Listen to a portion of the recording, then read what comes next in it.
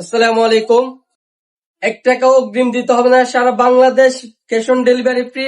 মাত্র 4200 টাকায় পেয়ে যাচ্ছেন হোম টেকের থেকে। আপনি হাইট অনুযায়ী অ্যাডজাস্ট করে নিতে পারবেন। লক অবস্থায় পিছনে যাবে না, লকটা আনলক করবেন, পিছনে যাবে 120 ডিগ্রি, মুভিং করবে 360 ডিগ্রি।